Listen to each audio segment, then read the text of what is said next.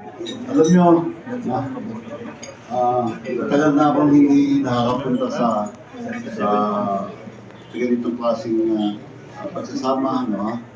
Dahil siguro, dahil sa nagsimula yung mga kulong-kulong tayo nung araw sa bahay, ng kalabas, no? And pagkatapos tuloy-tuloy na, no? And until dumating nga, si Reverend Jojo, tinibita ako, and I'm very happy. Hindi naman niya sinasabing may bibigay kayo kahit ano, ha? Sabi niya, magpunta ka rin ng libre breakfast.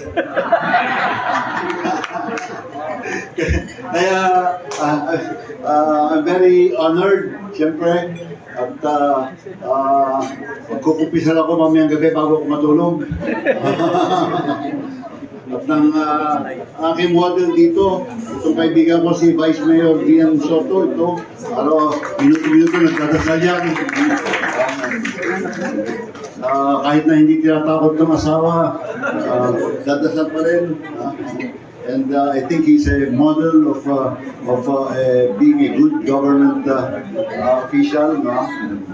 Para sa akin naman, matanda na ako, no? At believe it or not, hindi, sorry, bukal ba ako? 78. Wow! 78.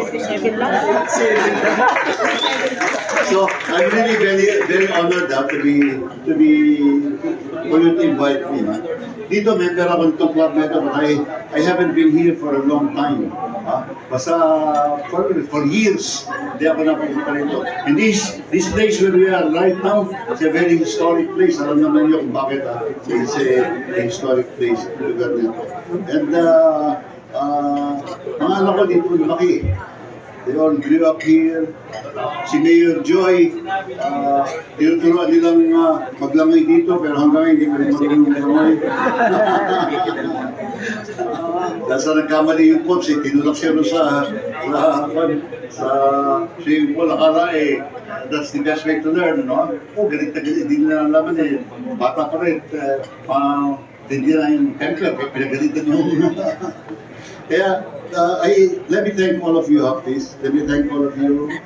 And let me say also that I'm really greatly honored, and I think it's time na talagang kalimutan ko na nagtatay sa pandemic at i-resume ko na yung aking being a leader in the Church of the Risen Lord in UP naman. Doon ako naging chairman ako noong araw and everything. But it's a great honor. And I'm happy and praise God.